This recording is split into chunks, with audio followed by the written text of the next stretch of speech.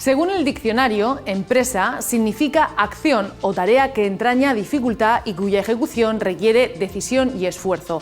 Un término al que se podría añadir otra buena dosis de disciplina y dedicación en el caso de las empresas familiares, que las hay y de mucho éxito en nuestro país. Con los tiempos que corren, capeando crisis y escenarios de incertidumbre, las empresas familiares piden al Gobierno que se las tenga más en cuenta. En la región de Murcia, la punta de lanza de estos empresarios tiene nombre femenino. Hoy visita el plató de Tribune Marian Cascales, presidenta de AMEFMUR. 3 caminos, 3 rutas, gramática para comprender hechos, lógica para razonarlos y retórica para expresarlos. Son 3 de las 7 artes liberales relativas a la elocuencia, cuyo propósito es dar al hombre libre conocimiento y destreza. La confluencia de estas 3 artes da origen al Tribune. En nuestro país hay más de 1 millón de empresas familiares que, según los últimos datos, generan el 70% del empleo privado. Y en nuestra región, ¿cuál es la situación de las empresas familiares? Pues esta noche, como siempre, están junto a mí mis compañeras Maru, Esther, hola chicas, que me van a ayudar a entrevistar a la que va a ser nuestra invitada de hoy, que es Marian Cascales, presidenta de AMEFMUR. Marian, buenas noches. Buenas noches, muchísimas gracias por invitarme a vuestro programa. Bienvenida. Vamos a hablar de la empresa familiar, de su situación en la región de Murcia, de su situación a nivel nacional. Hablaremos, por supuesto, de la crisis que nos está afectando y que también afecta a las empresas familiares, pero vamos a empezar con un tono positivo. Vamos a hablar de las oportunidades. ¿Cuáles son las oportunidades y los retos que tiene por delante la empresa familiar en estos momentos? Bueno, los retos que tenemos ahora mismo es la sostenibilidad de la empresa familiar. Ese es uno de los retos. Otro sería su internacionalización, muy ligado a esa sostenibilidad. Y otro reto, que va con ello muy unido, es garantizar esa supervivencia, ¿no? Esos serían los retos que tenemos. Luego, las oportunidades. Estamos en una situación ahora mismo que durante estos años, lo que es la crisis, la empresa familiar lo ha sufrido en la piel, ¿no? Se ha dedicado a mantener y a ser un poco el colchón en esta época de crisis. Entonces ahora mismo, como estamos en un momento que se está viendo un crecimiento en estos últimos años, sobre todo 2014 empezó a repuntar, 2015, y ahora vamos a intentar que siga, estamos en esa velocidad de crucero, vamos a ver si podemos subir un escalón más, si nos dejan. Pues se presentan unas oportunidades que lo estamos viendo hacia el exterior, con un crecimiento de las exportaciones. Ese crecimiento hace que la inversión vea España de una manera favorable, sobre todo en nuestra región. Está viendo las características o los condicionantes que tiene esta región tan buena para pensar en invertir aquí. Y entonces, pues bueno, tenemos todas esas oportunidades a las cuales tenemos que dedicarle mucho trabajo y estar muy pendientes para que no se nos vayan a estropear. Hay una pequeña o una gran piedra en el camino, que es el tema de la inestabilidad, ¿no?, en nuestro país por la falta de un gobierno, el anuncio ya prácticamente inminente de esas elecciones. ¿Es verdad que está cayendo la confianza del consumidor y del empresariado murciano? ¿Es también parte de la estrategia de los políticos de asustar, meter mucho miedo de que las cosas van a ir muy mal? ¿O cómo lo ven desde la empresa familiar? Hombre, la inestabilidad siempre crea un poco de desconfianza o un conservadurismo, ¿no?, a nivel familiar y a nivel de empresa.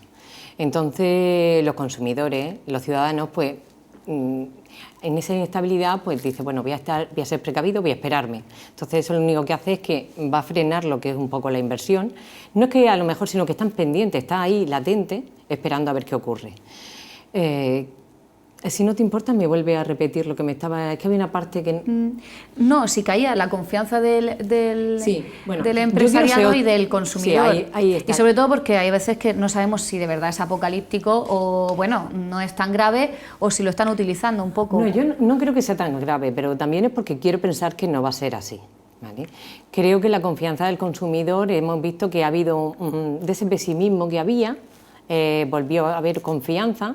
Lo estuvimos viendo en el último trimestre del 2015, esa confianza de nuevo, ¿no? Tú date cuenta que veníamos de casi, bueno, de una España muy endeudada, pero ahora mismo estamos pagando menos intereses que hace X años cuando estábamos al borde del rescate, ¿no? Entonces, ahora mismo esa confianza está. Pero claro, es lo que te digo, está un poco como parada, ver a ver qué está ocurriendo. También porque los titulares y todo lo que nos llega nos hace temer algo que pueda venir que no sea bueno. Y entonces pues estamos un poco a la expectativa. En este stand-by podría decirse, claro, ¿no? Hay que crear momentos de confianza y ese ambiente. Eso también es necesario, porque si no el pesimismo sí que se puede implantar y la gente tiene que ser positiva y tener un optimismo para seguir liderando proyectos y querer emprender aquí en nuestra región, en Murcia. Lo que sí que es cierto es que, bueno, tanto desde el Gobierno regional como desde la patronal de empresarios, desde la CROEM, sí se ha hablado y sí incluso se han dado cifras, ¿no?, de lo que se podría estar perdiendo la región de Murcia en todo este tiempo que llevamos sin gobierno. ¿Ustedes también lo están percibiendo así? Están parados, muchos proyectos están parados. A la espera, pero bueno, yo creo que en poco tiempo vamos a salir de esta incertidumbre política y enseguida pues se verá un poco reflejado este crecimiento que yo estoy segura que vamos a tener. ¿Y también creen que en función de esas más que probables elecciones que se van a convocar, que van a ser convocadas, creen que el resultado de esas elecciones puede condicionar también el desarrollo económico de una región como la nuestra? El resultado de las elecciones indudablemente va a condicionar el desarrollo. Pero tenemos que ser responsables los ciudadanos. Si realmente al final vamos a esas elecciones tendremos que votar con responsabilidad, pensando que sí, va a depender de quien nos gobierne. Así se va a gestionar y va a haber un crecimiento o va a haber menos crecimiento o una desaceleración. Tenemos que ir pensando en eso, ¿no? Yo creo que tenemos que pensar en que hay que continuar con unas reformas como las que se estaban viendo en la línea de la recuperación y del crecimiento y sobre todo hay que pensar en una gestión, en una política que piense en España, que quiera España y que quiera su desarrollo y su crecimiento. Usted es socióloga. Lo hemos estado hablando antes de empezar la entrevista. Precisamente como socióloga nos gustaría preguntarle en qué punto cree que se encuentra nuestra sociedad y de cara a la clase política, qué consejo les daría o qué les falta para intentar llegar a ese entendimiento y a ese acuerdo que no ha sido posible y que pues, prácticamente nos vamos a elecciones el próximo mes de junio. Yo creo que estamos en un momento de confianza hacia la clase política, por muchos factores han condicionado a ello y no cabe duda que en algunos momentos se lo han ganado a pulso, ¿no? Con la corrupción, con todos los datos que se han estado viendo. Entonces esa visión en la que está en la sociedad, ¿no? Se respira. Por eso también ha habido un crecimiento de otros partidos políticos, de otros populismos, ¿no? Que cuando hay momentos así, en los que no se ha sido responsable en la gestión, pues suelen surgir. Pero yo confío en los ciudadanos españoles y como española yo creo que esa responsabilidad nuestra que tenemos al final la vamos a trasladar y vamos a saber, como en una empresa, al final en una empresa familiar pueden haber varias ramas familiares y se elige la que mejor tiene ese liderazgo y puede llevar adelante unos proyectos, o bien por sus relaciones sociales, o bien por sus contactos, o bien por sus conocimientos, por su buena gestión, al final consigue. Todo el mundo puede cometer errores en una empresa. Cualquier familia empresaria puede cometerlo, ¿no? En una rama. En la clase política lo mismo. Además estamos viendo que se repiten los errores, sí, por llamarlo de alguna manera, en diferentes partidos. Pero yo creo que igual que en una empresa se tiene que pensar en quién puede aportar hacia esa recuperación, hacia ese impacto positivo en el crecimiento de la empresa o del país. Y yo creo que, bueno, que España lo vamos a conseguir. Murcia, también lo he comentado en alguna ocasión, somos una región privilegiada en el sentido de que casi sin agua, sin ave, sin una financiación Justa. justamente, una financiación que no está desigual, proporciona al resto de comunidades y con muchísimos condicionantes, que nos tiene un poco alejada del resto. Aún así, Murcia sigue saliendo y con esa perseverancia, esa constancia que tienen los murcianos. Entonces, yo veo un ambiente favorable. Y como negociadora, porque usted tiene fama de ser buena negociadora, le queremos preguntar cómo ha visto todas estas negociaciones que se han ido retransmitiendo, por así decirlo, a los ciudadanos desde el ámbito político. ¿Cree que no han sabido ser buenos negociadores o simplemente ha sido más una cuestión de actitud y de no querer negociar? Como en cualquier negociación, todo el mundo ya lleva su estrategia, pero además a priori. Y va soltando sus cartas conforme le va interesando. Yo creo que en el caso de cómo se ha visto los pactos que han intentado llegar y los que no se ha llegado, estaba muy claro el que quería y el que no quería. Estaba muy claro lo que podían perder unos si llegaban a fusionarse y otros si lo hacían también. Porque al final lo que buscan es el liderazgo, la mayoría de ellos. Entonces muchas veces negociar es... en una negociación tú ganas y yo gano, pero a lo mejor ahí unos ganaban y otros no. Entonces yo creo que al final han ido moviéndose por intereses, por ese liderazgo, por llegar al poder y no han tenido esa responsabilidad de ver que tenían que a lo mejor formar un gran pacto en el que fuera beneficioso para España y para todo y para los ciudadanos, sino han pensado un poquito más, como siempre, en la individualidad, porque su estrategia a lo mejor pasa en que opinan que van a ir a conseguir ese liderazgo, lo que es individualizado, y estamos en momentos también de participación, liderazgos participativos, pero es una opinión. ¿Usted les daría algún consejo como negociadora, como decía Esther, como buena negociadora? Porque de todas maneras, después de las elecciones, si no se mueven mucho, van a tener que volver a sentarse a negociar. Sí, pues yo creo que... No van a hacer caso, pero bueno. Ya, no puede... yo creo que sería bueno evitar las elecciones, pero creo que vamos abocados a ellas. Entonces, al ir abocados a ellas, también tenemos una situación en la que ahora ya tenemos visto lo que ocurre. Tenemos encima de la mesa lo que hay, lo que ha ocurrido, que se puede volver a repetir, lo que ha podido pasar y no ha pasado. Y entonces también creo que vamos a votar de otra manera. Vamos a tener una sensación diferente a la hora de dar depositar la confianza en un partido o en otro. Pero yo les diría que al final lo que tienen que hacer es que en la negociación no siempre consigues todo lo que te mereces. Es una frase que además yo tenía puesta allí en el despacho, ¿no? No se consigue lo que todo lo que mereces, sino lo que negocias. Entonces hay que negociarlo todo y pensar es que yo, el individualismo ya no, somos personas globales y hay que tener una vista más universal y entonces es lo único, que no se consigue todo lo que se merece, se consigue lo que tienen se que negocia. ceder también, Ahí ¿no? tienen que ceder. Este año AMEFUR, si no me equivoco, está celebrando su 30 aniversario. Su 20. 20 años, ya le había ponido... En 1996 se nació. Está celebrando su 20 aniversario, usted es la presidenta de la asociación y en esta etapa en la que usted va a presidir la asociación, ¿qué quiere aportar? ¿Qué impronta quiere dejarle a la asociación durante su mandato?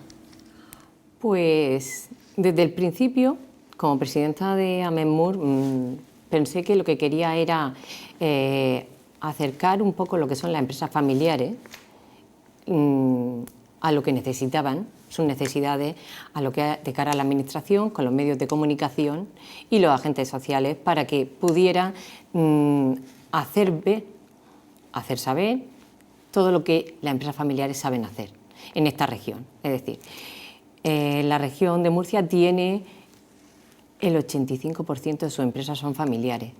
A nivel mundial, 80 de cada 100 empresas de organizaciones privadas que generan riqueza en el mundo son familiares. Entonces quería dar esa visión de empresas familiares excelentes, de que tiene unos roles y aporta a la sociedad un bienestar, una riqueza, ayuda en el crecimiento de las regiones, pues todo eso.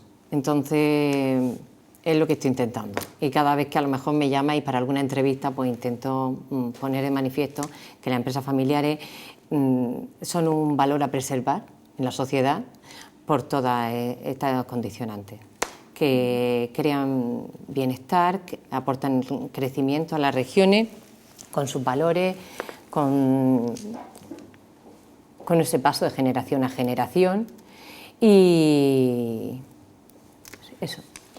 Dice que son un valor a conservar las empresas familiares. ¿Qué oportunidades ofrece la región de Murcia para este tipo de empresas?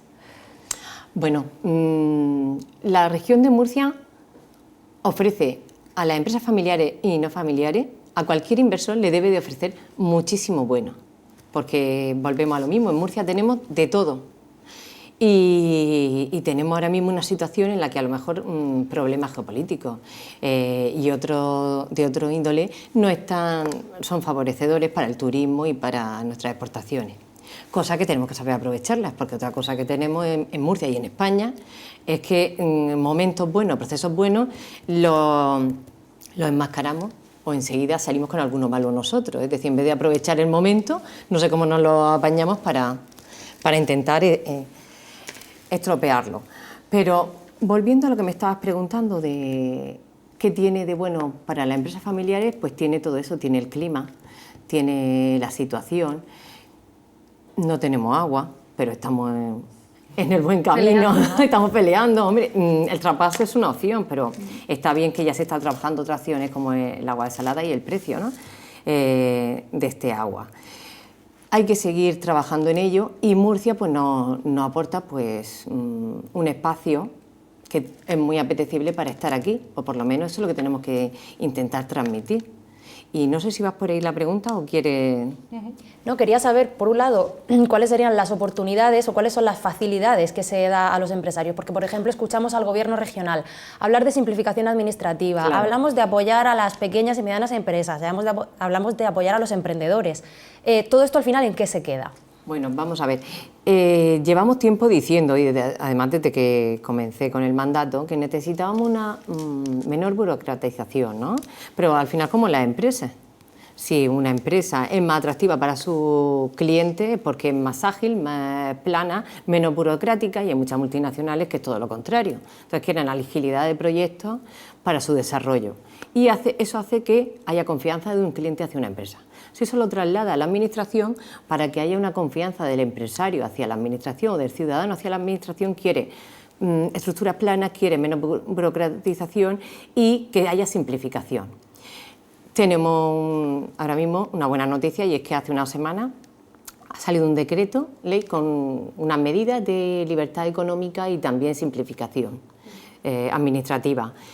Hay que darle enhorabuena, porque eso es un buen paso que se está dando y hay que seguir en esa línea. También se ha ayudado desde la Administración, estamos viendo una ayuda hacia la inversión. Hace muy poco se firmó también un convenio entre entidades financieras, desde la Consejería de Hacienda, entre entidades financieras y el ICO, para ayudar a la inversión y a la internacionalización. Todo esto es muy positivo, y bueno, estamos viendo que ahora mismo pues, se están dando unas medidas que para la empresa familiar están siendo positivas en Murcia. Está habiendo ese periodo reformista. Yo diría que a lo mejor va condicionado un poco por la personalidad de Pedro Antonio y su gabinete, que hay ahora mismo lo que es un periodo como más, no sé, más joven, más reformista, con ganas, y ahí se está viendo. Y bueno, tenemos que decir que estamos de acuerdo con que vaya en esa línea. Sí que hay que también comentar que el impuesto de sucesiones y donaciones se ha conseguido. Pedro Antonio atendió esta reivindicación, tanto de parte de CROEM como de AMESMUR, en la que queríamos que se suprimiera este impuesto. Se ha conseguido el 50% y nosotros seguimos demandando supresión total, no el 99%, no, supresión, y además en el tiempo. Es un impuesto que creo que no tiene sentido ni es creíble por las diferencias que tiene en las diferentes comunidades autónomas. Entonces, si es un impuesto que fuera necesario, estaría en todos sitios igual, pero en uno lo ponen, en otro lo quitan, lo rebajan, lo aumentan y supresión total. Lo estaba comentando usted, esa es una de las peticiones históricas que han tenido los empresarios, bien sean, por ejemplo, los empresarios de CROEM o ustedes desde la empresa familiar. Aparte de suprimir este impuesto de transmisiones patrimoniales, ¿qué otras reivindicaciones tienen hacia el Gobierno, bien sea regional o bien sea central, para favorecer aún más el desarrollo de las empresas familiares? Pues, aparte de la bajada de impuestos, de que escuchen al empresario, no solamente que lo escuchen, sino que lo acompañen como un compañero. El empresario es un compañero de viaje, no es un enemigo. Entonces, esa campaña de concienciación hacia el empresario, que es generador de riqueza y que es necesario para el crecimiento de las regiones, lo que son las empresas. Y otro sería también la infraestructura. Necesitamos que haya infraestructuras, ¿no? El corredor del Mediterráneo, lo que es el tema del AVE. El AVE sí o sí, tenemos ahora mismo un agravio comparativo con el AVE, la financiación, un tema muy urgente que tocar, la ayuda a la inversión, ayudas financieras para esa inversión y luego, muy importante, volvemos a lo mismo, tenemos que crear confianza y tenemos que ser atractivos para las inversiones y también para nuestros clientes. Es decir, nosotros queremos seguir exportando, nosotros queremos seguir vendiendo. Las empresas de la región, tenemos empresas muy grandes, muy importantes y otras más medianas, ¿no? Y para que esto siga creciendo necesitamos, pues, crear una marca región para que dar a conocer lo que Murcia tiene y las bondades que tiene esta región. Entonces, todo va en esa línea. Imagino que a nivel nacional y también a nivel regional ustedes tendrán que luchar por ganar peso, ¿no? Por también participar de las políticas económicas de nuestro país. Pues muchas veces pesan más las multinacionales, ¿no? No sé si lo ve así. ¿Cómo se plantea dar la batalla para que de verdad tengan el puesto que tienen que tener, solo por el tejido empresarial, por lo que suponen de porcentaje, en comparación con las grandes multinacionales o las grandes empresas? Bueno, yo creo que al final la multinacional y la mediana empresa, las grandes y las pequeñas, todas se necesitan. Son necesarias porque hay mercados, a nivel ya de mercado, de sentido común, las multinacionales hay mercados a los que no les interesa a lo mejor llegar, y son necesarias las otras empresas para que lleguen. Entonces, no es que haya un reparto, pero sí que el mercado al final está repartido, porque a uno le interesa o están preparados para llegar por volumen, por producción, a unos mercados y no son tan ágiles, como he comentado antes, o tan para otros mercados, y para eso están las otras empresas. Entonces, al final, se necesitan, se complementan, no son unos más importantes que otros, y de hecho, además, el peso de la pyme en España es muy grande. Y solamente por los datos se está viendo, y se está viendo con muchas multinacionales en los últimos años, sobre todo en épocas de crisis también, donde a lo mejor ha habido una guerra de marcas, donde se ha potenciado unos precios más bajos con marcas blancas, y se ha necesitado otro tipo de empresas, no solamente las multinacionales, no eran tan ágiles. De hecho, ellos también han tenido que soltar un poco de esa estructura que tenían tan cargada, ¿no? Tanto de personal como de burocratización. Y eso en una empresa más pequeña o mediana, eso no ocurre. No, sí, está claro que tienen que convivir. Le preguntaba un poco si creen que tienen la misma voz, o sea, si tienen la misma potencia a la hora de reclamar algo, o si siempre la empresa familiar o la pyme está un poco más, no sé, tapada por empresas que tienen más fuerza. Las empresas más grandes sí que tienen su voz o su voto, vale más, como en cualquier comunidad. El que tiene más representación puede valer más, ¿no? Pero te repito lo mismo, la pyme también tiene su posición, escucha, ¿no? Y se le escucha. Lo único que, claro, una multinacional pues al final tiene un peso muy importante o una influencia en el mercado o en el sector muy importante, y entonces pues se le tiene que escuchar. Lo ha comentado usted antes, en la época de crisis que hemos atravesado, que ha habido muchas multinacionales que se han visto obligadas a reducir para poder continuar. ¿Cómo ha afectado la crisis a la empresa familiar? En contraposición con una empresa que no lo sea, ¿tiene alguna serie de ventajas que le permita luchar contra la crisis de una forma más satisfactoria? Sí, mira, a través de la Cátedra de Empresa Familiar se hace un barómetro cada 6 meses y en el último barómetro, bueno, y en los anteriores se ha ido viendo cómo durante la crisis las empresas familiares han mantenido ese empleo y ahora tienen crecimiento, pero sobre todo han mantenido. Eso se debe a esa supervivencia de esa empresa familiar, esos valores que antes creo que también hemos comentado, los valores de ese trabajo en equipo, esa humildad, valores basados en lo que ha iniciado un fundador, ¿no? Al final somos enanos que no han transmitido un legado y que tenemos que pasar a otra generación, ¿no? Y entonces tenemos que transmitir unos valores. Y lo que es la empresa familiar, lo que le hace el empresario es poner mucha pasión, mucha motivación en el trabajo que estás desempeñando, porque es algo que es tuyo y que quieres preservar, ¿no? En una multinacional no quiero decir yo que a lo mejor no, o en otro tipo de empresa esto no ocurra, pero es diferente. El enfoque yo creo que es diferente, porque aquí se une, en la empresa familiar se une unos sentimientos afectivos hacia la propiedad que a lo mejor en otra empresa no están. Y entonces tú vas a trabajar al 100%, porque cualquier profesional, sea familiar o no familiar, debe de hacerlo. Pero indudablemente, cuando encima tiene esos condicionantes de ser familiar de la empresa, pues la viven más. Desde luego la viven más y quieres que siga, que continúe y la trabajas de otra manera. Usted trabaja en la empresa familiar, ¿no? Inquivisa, la segunda generación, ¿no? Está sí, tomando las riendas. ¿Qué aprendió de sus mayores del negocio? Hablando de esos valores que se transmiten, ¿usted qué aprendió? Pues mira, hablando de mi padre... Fue el fundador, ¿no? Sí, de mi padre y de mi madre, ¿no? Que ahora después me gustaría que habláramos un poquito de lo que... De las madres, ¿no? Sí, sí, bueno, de la mujer. Ese tema nos gusta. Mujer.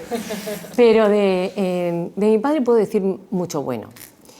Mucho bueno porque hasta la hora de ir soltando hay que tener generosidad, ¿no? Uno de los problemas de la empresa familiar muchas veces es esa sucesión o no saber hacerlo a tiempo. Luego también no atacar los problemas familiares o bien entre miembros de la familia en el momento. Y yo creo que he aprendido de mi padre mucho, que ha sido una persona con mucha disciplina, con mucho saber estar, teniendo muy claro lo que quería y lo que no quería, sabiendo lo que tenía que hacer en cada momento y en el momento que con mucha generosidad se ha retirado también. Entonces él se ha retirado y aunque él va todos los días a la empresa, pero él va como, para nosotros como un consejero. Él va, lee su periódico, está allí, da una vuelta por la empresa y nos comenta, bueno, alguna novedad y las novedades pues se las vamos comentando, las de diario, ¿no? Que suelen haber bastante. Pero es una persona que te deja hacer, que le comenta algo y te va a dar esa experiencia que tiene, que aunque no sea adaptada al tiempo de ahora, pero esa experiencia también te vale mucho, porque las situaciones se repiten. Y entonces, bueno, pues he aprendido de esa disciplina, de esa humildad, de esa constancia, esa fortaleza, mucho trabajo, muy implicado, esa implicación en el negocio, con sus trabajadores, porque no hay que olvidar también que en la empresa familiar las personas, el equipo humano no son números. En una multinacional sí. Como eres un número, cuando no tienen lo que necesitan, va a la calle. En una empresa familiar es diferente. Las personas no son números. Nosotros mismos tenemos unos 80 empleados y esas personas tienen su nombre y su apellido, casi conocen un poco su situación. Entonces... Vamos al tema ese que yo creo que es al que usted apuntaba, lo de ser mujer, ¿no? Ser mujer, ser madre, ser empresaria, tener que ir a trabajar todos los días y llegamos a ese gran concepto que es el de la conciliación. Usted ha tenido que renunciar a muchas cosas para conseguir llegar a ser lo que es a día de hoy.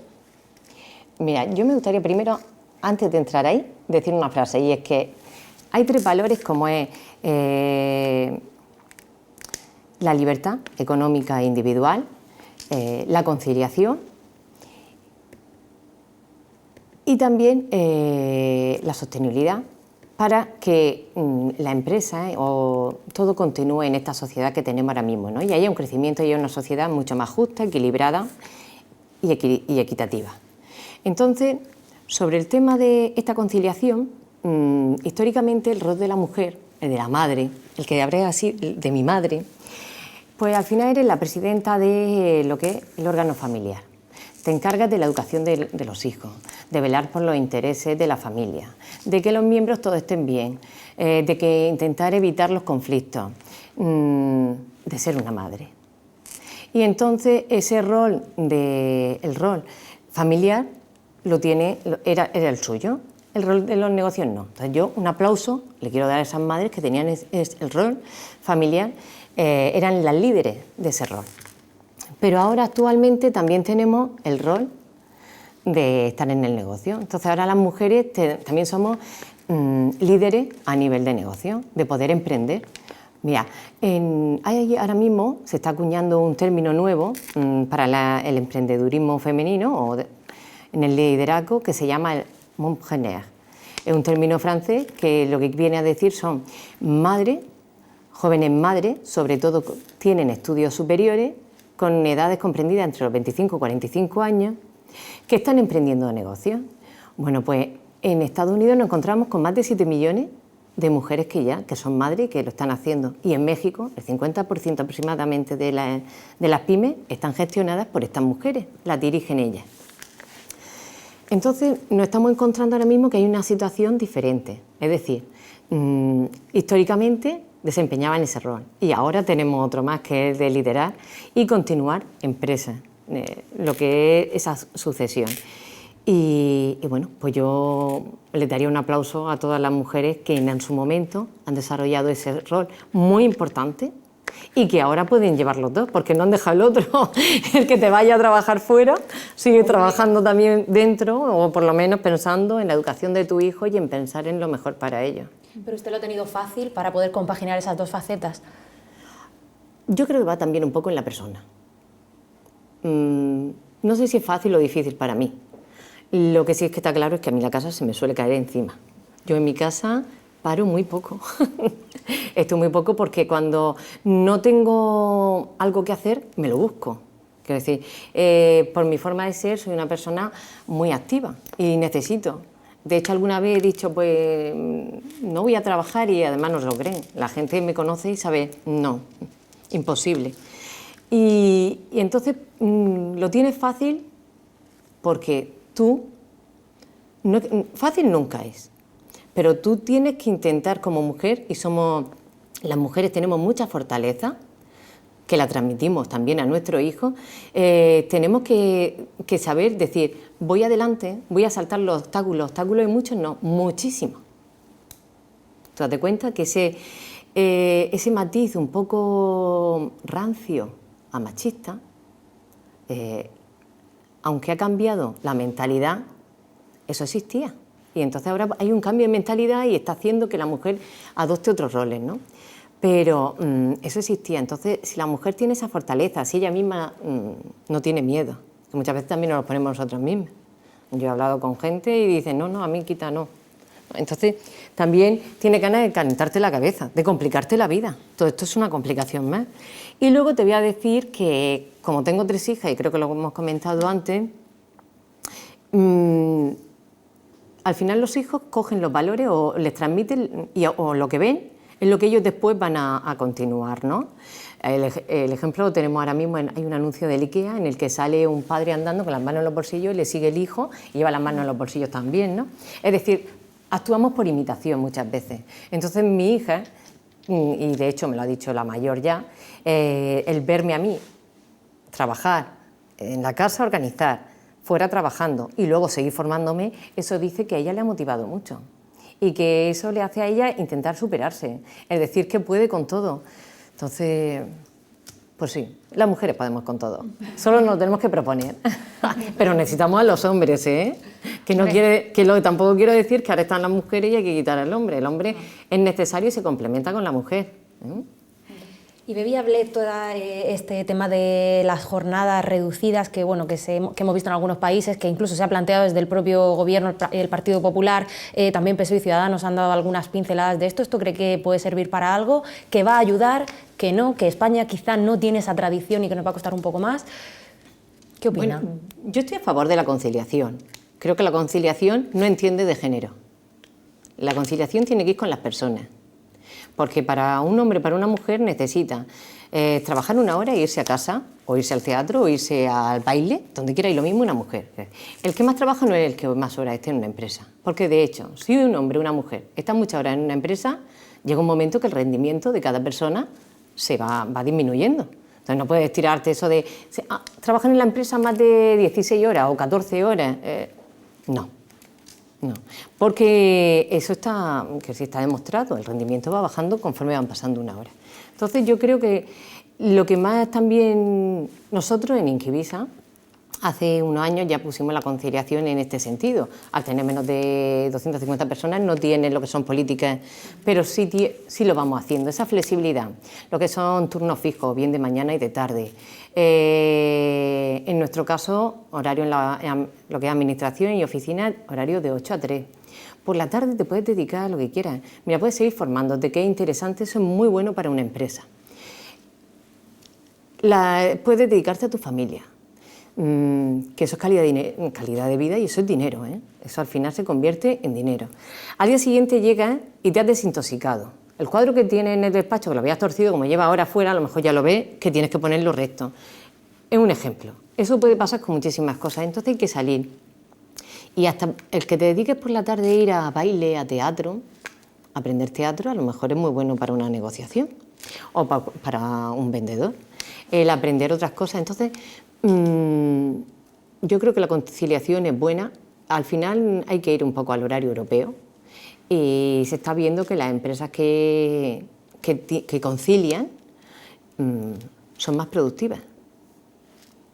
Ese cambio de tendencia, por ejemplo, como nos decía, que las empresas que concilian son mucho más productivas, ¿ese cambio de tendencia se está produciendo en el tejido empresarial murciano? ¿Usted, como presidenta de AMEFMUR, ve que las empresas poco a poco van dando esos pasos, o el caso de la suya es un caso excepcional? Mira, a mí me han llamado hace unos años, me acuerdo que una empresa no de aquí de Murcia, de Alicante, al comentar mi caso, pues esa persona de recursos humanos dijo, mira, voy a comentarlo y tal, y después con los años me dijo, muchas gracias porque lo hemos instaurado y están muy contentos lo que son los gerentes y lo hemos podido hacer y es más productivo. Estamos desarrollando mucho más trabajo. Aquí en Murcia también hay empresas que me lo han comentado. Me gustaría, pero hay muchos peros añadidos al que no se haga. Muchas veces también impuesta por esa cultura antigua en la que hay que estar muchas horas, hay que tener mucha presencia en la empresa. Que aquí se trata de presencia y no se trata de presencia, se trata de productividad y se trata de hacer bien el trabajo. Y cuando tú tienes un horario al que te tienes que ir, muchas veces acabas y lo terminas mejor ese trabajo porque te vas. Y como quedan muchas horas hasta que vuelves, tienes que haberlo dejado totalmente perfecto. Mientras que cuando me voy al mediodía, termino a las 2, vuelvo a las 4 de la tarde, esas 2 horas, ¿qué haces? Y luego vuelve a las 4, entre que enciende el ordenador, te tomas un café, charlas un poco con el compañero o la compañera de enfrente. Ya nos metemos en las 5. Apagas el ordenador, si te vas a las 7, a las 6 y media, empiezas no sé qué, que me voy, que no sé. No es rentable. Luego por las tardes, en invierno, las tardes son más cortas y lo que es también en energía, ahorres. Y luego, pues, haciéndolo seguido, pues todo el mundo trabaja, se deja el trabajo hecho y no ha de ser. Pero imagínate que una empresa tiene mucho crecimiento y tiene que montar otro turno por la tarde y ya tiene, esto es como las camas calientes, ¿no? Ya tiene uno que se han ido, pues puede venir otro. Es decir, puede tener muchas ventajas por muchísimos sitios donde lo mire. Lo más importante es que el trabajador se puede sentir muy realizado porque también puede dedicar tiempo a su familia, a recoger a tu hijo, a hacer esto, a hacer lo otro, a formarte, que es muy importante para el puesto. Lo que también hay que, bueno, se ha visto en esta crisis es que las plantillas se han quedado como, digamos, un poco raquíticas. Entonces, a la hora de algunos empresarios de poner esos turnos o de conciliar, cuesta trabajo si no tienes a la gente necesaria para hacer, imagínense, turno por la mañana o por las tardes. Entonces, en ese cambio de concepto no solo va el de vamos a salir a una hora o a otra, sino en invertir más, ¿no?, en capital humano, tenerlo presente, todas las empresas. Y no sé si en la región de Murcia hay mucho por hacer en ese camino, o el empresario está también concienciado de que hay que apostar por tener muy bien dimensionada una empresa para que funcione. Aunque te ahorres un trabajador o dos, realmente tampoco estás haciendo nada. Sí. Vamos a ver, la empresa familiar cuando crea un puesto, ¿no?, cuando tiene más trabajo, oferta esos puestos, ¿no?, necesita cubrirlos y crea lo que es puestos de calidad, ¿no?, y con una vocación de permanencia. Entonces yo me quiero ir sobre todo al tema de la calidad o de la formación. Tenemos que pensar en que en estos años, como has dicho, a lo mejor había menos empleabilidad o se han reducido puestos. En el momento que se necesitan, tenemos que pensar en que la formación tiene que ser una formación más especializada, o mejor dicho, con una formación más hacia las nuevas tecnologías. Las empresas estamos viendo, con los temas estos de la cuarta revolución industrial, que estamos yendo a empresas más robotizadas, más automatizadas, y eso sí demanda puestos. No es que las máquinas no quitan operarios, pero la gente que demanda es gente con una formación preparada hacia ese puesto. Entonces, no sé si va por ahí tu pregunta. Sí, porque bueno, es cierto que cuesta. Yo cuando escucho a los políticos hablar del horario europeo, del que se lleva trabajando mucho, o racionalización de horarios, o conciliación, me encantaría que lo cumplieran, pero que entiendo que luego también a los empresarios o bien los ayudan, o que tienen que ir de la mano el gobierno y la política y el empresario que vaya de verdad a apostar por hacer cumplir lo que puedan demandar. Claro. Pero eso pasa por lo que estábamos comentando. Y eso también necesita una inversión en capital humano, que no se hacen solo los horarios, ni se puede luego... Claro, hay que hacer esa inversión en capital humano, hay que tener una visión, pero bueno, lo que es conciliar y tener otro horario de trabajo no cuesta tanto a la empresa. No, es tener una visión más amplia, el decir voy a probar. Lo importante es probar y decir, bueno, en una época nosotros empezamos así, empezamos un verano. Además, en verano, que es cuando la mitad de la gente pues está rotando con las vacaciones, entonces hay departamentos donde no están las dos personas, sino que alguno está de vacaciones. Y luego a lo mejor en verano que tiene algún pico más, ¿no?, de trabajo. Y se pudo cumplir. Entonces así lo hicimos durante 2 veranos y entonces ya el siguiente verano dijimos, vamos a meterlo ya durante el año. Porque cada vez se iba sacando más trabajo. Y entonces decíamos, bueno, pero si cada vez sacamos más trabajo y en momentos de que hay más pico se saca. Entonces no supuso tanto.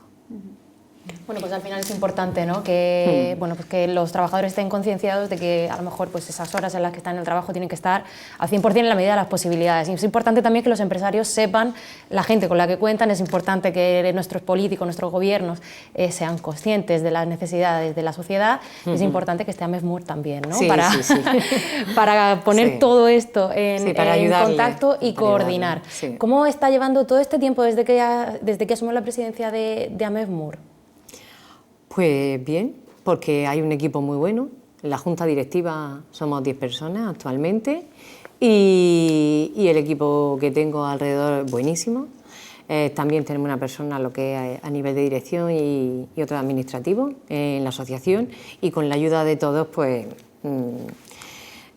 al final es un éxito, ¿no? Y es gracias a todos y al compromiso que hay y a las ganas. Usted lleva en AMEFMUR 15 años formando parte de la asociación aproximadamente. A finales de este año hay nuevas elecciones para elegir presidente. ¿Va a continuar? ¿Le gustaría continuar en la presidencia, seguir vinculada a la asociación? ¿Se lo ha planteado lo mismo, no? Mira, como se ha comentado durante la entrevista, la generosidad es muy importante y todo tiene sus tiempos. Y sobre todo hay más gente fantástica, muy grande que puede aportar mucho a la empresa familiar. Entonces, no te puedes perpetuar en los puestos. Y además, como experiencia está muy bien, pero uno no viene a quedarse. Entonces, si no vienes a quedarte, tienes que dar el máximo, porque además también esto es como, no puedes trabajar muchas horas, pues tampoco puedes estar mucho tiempo porque también se te agotan las ideas y las ganas y todo, ¿no?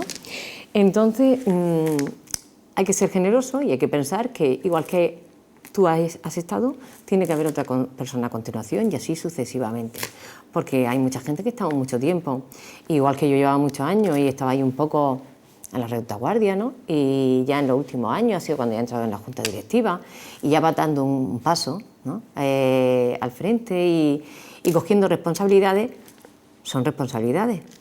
Entonces, pues soy muy activa, no me da miedo las responsabilidades, pero también soy de las que cojo, suelto, voy cogiendo otras, porque además todo eso también te va llenando y te va haciendo que crezcas como persona. Entonces, no he pensado de momento que vaya a continuar. Todo tiene su tiempo. Si se lo piden los compañeros, a lo mejor sí. Tendría que valorarlo, pero mi premisa es dejarlo. Mi premisa es que todo tiene su tiempo. Estamos terminando ya, pero antes de terminar, pongamos que su mandato termina a finales de este 2016. En el caso de que se marchara de esa premisa de que todo tiene su tiempo, ¿qué le gustaría dejar hecho? Es decir, me voy, pero antes esto quiero que se quede o encauzado o conseguirlo, o pues ¿qué es ese objetivo irrenunciable? Sí, pues lo más importante, sobre todo, dar esa visión de empresa familiar excelente, ¿no? Que la familia empresaria es un bien a preservar, intentar que haya ese calado en la sociedad murciana, que se vea y luego pues intentar esa aproximación, ¿no? De la empresa familiar a lo que es la administración y con la ayuda de los medios de comunicación, para que puedan también ayudar a comunicar todas estas bondades de la empresa familiar y todo lo bien que hace y lo que aporta a este bienestar y a este crecimiento como región. Eso es sobre todo mi misión, ¿no? Y luego también ayudar a que las empresas familiares, si tienen alguna dentro de la problemática, como es conjugar los afectos personales, lo que son las emociones con la empresa, con la gestión, pues bueno, lo que podamos solucionar durante este tiempo, voy a hacer todo lo posible para ayudar y ya está. No es poco, le voy a decir y digo, no es poco para hacerlo todo a lo largo de este año, desde luego no es poco. Pues nosotros como medio de comunicación esperamos haber conseguido en esta entrevista, en este tiempo que hemos estado con usted, haber hecho llegar a todos nuestros espectadores un poco más de la empresa familiar, que se conozcan sus bondades, sus fortalezas y que entre todos ayudemos a preservarla. Muchísimas gracias por haber estado esta noche con nosotras, ha sido un placer. Chicas, gracias como siempre y gracias también a ustedes. Les esperamos la próxima semana. Hasta entonces.